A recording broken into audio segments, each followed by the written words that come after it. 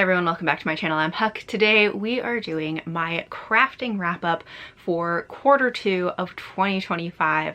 This is my second of my quarterly wrap ups of whatever I've been crafting in these last 3 months. One of the things that I am focusing on this year is making sure that I make time to craft, no matter how big or small. I just want to make sure each month I am making something. I am making time to work on something. It can be big, it can be small, it can be an ongoing project, but I just, you know, in the last couple years, I just haven't been crafting as much, and that's a really important part of my life. So this year I am trying to make sure I'm crafting more. Most of that is taking the form, or all of it really, is taking the form of knitting this year. So I'm doing these kind of quarterly wrap-ups just to show you a little bit about what I've been working on. So I have 4 things that I completed in Q2, so April, May, and June. I'm gonna start with the smaller pieces and then we'll get into the bigger things. So one of the things that I think I showed you last time that I was in the middle of was one of my test socks. So one of the things I'm also doing is testing out different sock construction methods to see what I like the best. So I'm just making a single sock to see how I like to make socks. So I have 2 that I finished. One of them I was partway through at the end of Q1. So I finished this sock. I was not following a specific pattern. This is just an afterthought heel construction. It's top down, so started at the top, knit a tube, and then came back and added in the heel. This time I actually finished the toe correctly. My first sock that I did in Q1, I didn't have double pointed needles, so I wasn't really able to finish the toe correctly, and instead of just waiting to get double pointed needles, I just did it wrong, and it's a little bit wonky. But this time I actually had the double pointed needles, so I used those to finish off the toe and then also to do the heel. And I actually ended up really liking using double pointed needles. Like, the first time I tried them, I was like, oh, I hate this immediately. But once I got into it, I actually kind of like double pointed needles now, so I'm glad that I gave that a second shot and now I know how to use them. Also, I will put the names of all of the yarns and patterns if I used them in the description box because I will probably forget some of them. This was a Malabrigo yarn in the color Wabi-Sabi. I don't remember exactly which yarn though it was probably just their sock yarn. And then I also tried doing a short rose heel. So this was another top down sock that I did the short rose heel. Also, this one is also in a Malabrigo yarn, but I believe this is the Malabrigo Rios, which is a worsted weight, which is kind of a weird weight to use for a sock, but this is just some extra yarn that I had left over, so I thought I would use it. And I kind of wanted to just do a much quicker knit since this was just a test, and I just wanted to see what do I think of this construction for the heel, not because I'm necessarily making a sock that I would wear. So having a thicker yarn just kind of made sense, so I could do it faster. You can see I also made it a shorter sock because I was like, I don't need this part of the sock, I just need to do the heel, you know? Anyways, so this is a short rose construction, so I started from the top and then you kind of go back and forth with short rose and then continue on with the sock. Of the 3 sock constructions I have done, the first one that I did was a reinforced heel flap construction. The way I would currently rank my favorite constructions is the afterthought heel, definitely my favorite. I like being able to just knit the full tube without having to like worry about the heel, and then the simplicity of just doing the circular like decreases is so much easier as a construction style. Second favorite, I guess, would go to short rows because they're pretty easy. I think that I could definitely get better at them because mine are a little bit lumpy, but that might also just partially be because I was using a much chunkier yarn than you would normally use for a sock. So that might be the problem, really.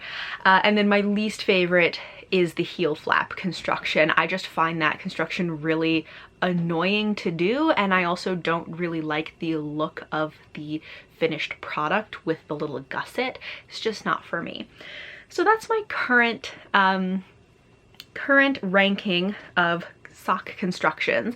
I still have not tried a toe up construction, or technically I tried, but I couldn't get it going. I watched so many tutorials about how to start a toe up construction, and I just for the life of me could not get it started. So that is still a construction style that I really want to try at some point, especially because I feel like it would be easier to fit the sock if you start at the toe.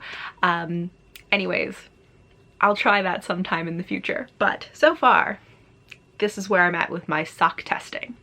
So those are the only small pieces that I made in Q2. Then the larger pieces, I completed 2 sweaters. One of them you saw the midway point of last time, which is the birch sweater. So this is my very bright green birch sweater, and this is one, you know, last time I talked about some of my trials and tribulations with this sweater, that I had to restart it at one point. I kind of would rip out and redo so many sections of this, and a lot of that was because the hand-dyed yarn that I had just had so much variation in color, even within a single dye lot, and I really wanted a seamless blend between those different colors. I don't know how well it comes across on here, but there is a slight gradient between, let me see if I can show by holding them up to each other, between like the top of the yoke and the end of the sleeve or the bottom hem. I'm not sure if that's going to come across super well, but in real life I could see it. One of the things that's kind of interesting to me about it though is, you know, I finished this, I think in April? I don't remember when I finished this. I think I finished it beginning of May.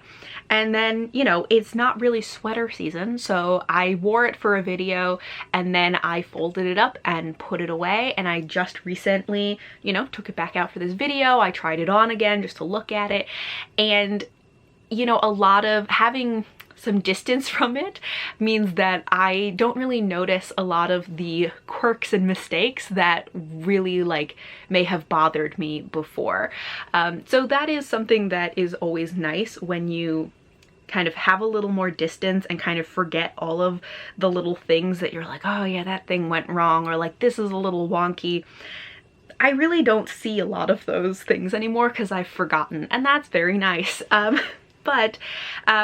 Yeah, so the way that this turned out overall, I really like how this turned out. I mean, this is such a beautiful color. I also think this is a nice color on me, so I am really pleased with the color. It's so lovely. It did bleed a lot when I washed it for the first time. Like, the water was so green.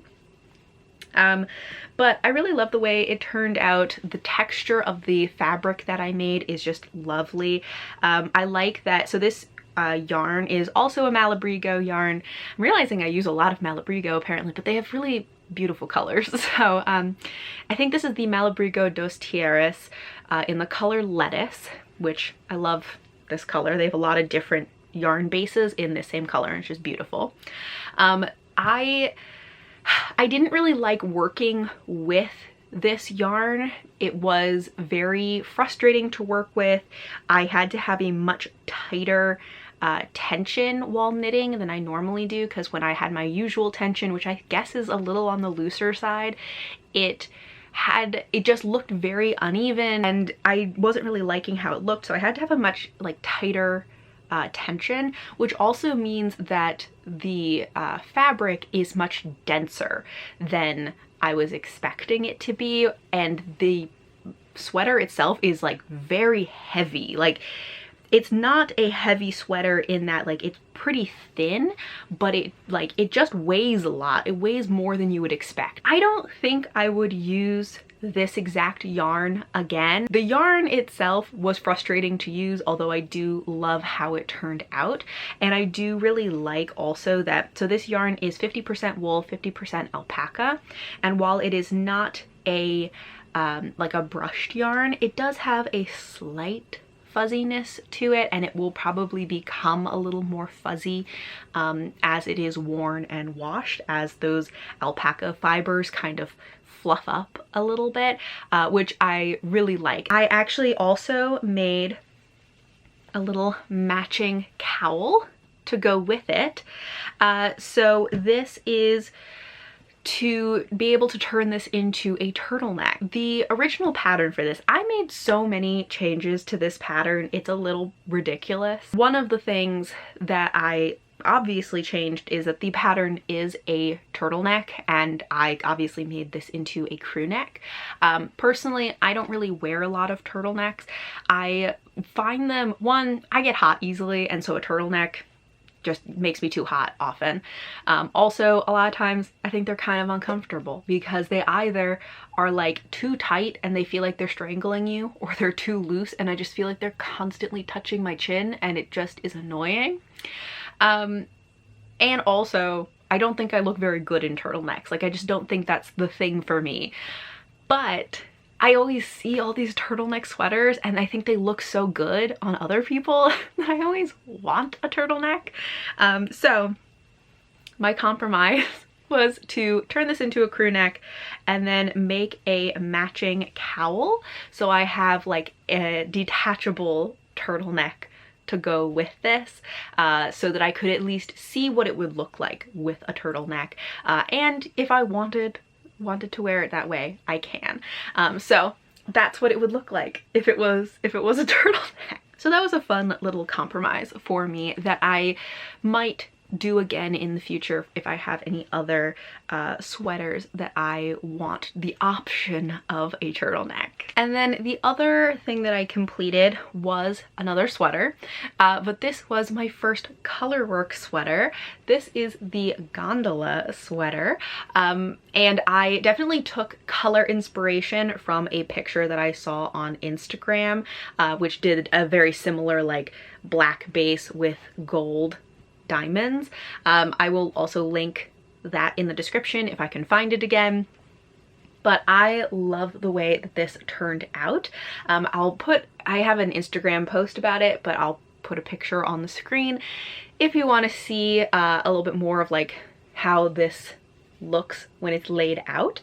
But I love the color contrast and the way that the color kind of fades, both because the diamonds become more spaced out and because I changed colors. This is two yarns held together. The black is a Cascade sport weight yarn held together with, I think it's the Fyberspates Cumulus in the color Noir.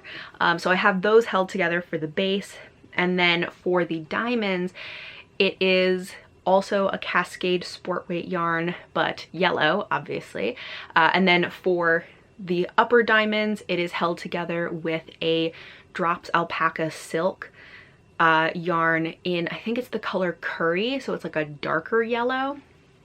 And then down here the same base Cascade yarn is held together with a Fyberspates Cumulus in the color, it's either butter or buttercup, so it's a very pale yellow. And then I think some of these lower diamonds and dots are just the butter color without the base, so I just kind of doubled or tripled them to get the same weight, so that it is only the pale yellow.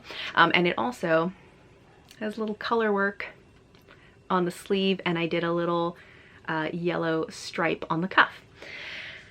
So that is sort of how I did the fade. I think that I could have done even more of a transition between these two, but I still like how it turned out. And this one I actually followed the pattern pretty exactly. I made some very small changes. Like I think I changed the distance between some of these lower diamonds just so that it would spread out a little bit more. I added these last 2 rows to it so that it would more like come to a point, you can see. And then the original pattern did have color work on the sleeve, but I just did a slightly different color work since I added the small diamond and dot on the body. I did the same small diamond and dot on the sleeve just so that it would match. And then I also added the little like yellow on the cuff. I don't think the original pattern did that. But for the most part, I really followed the pattern pretty exactly, and I really like how it turned out.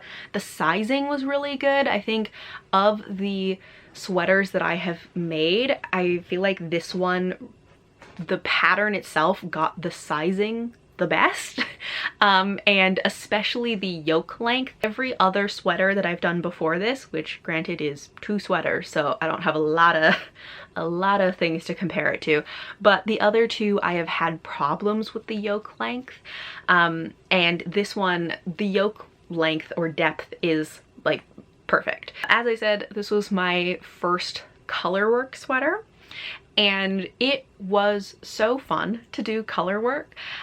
You know, there's definitely a learning curve, but I really enjoyed it. I mean, honestly, color work is a little addictive because it feels like, well, if I just do one more row, then it makes a picture, you know? And it's just so fun as you see it coming together.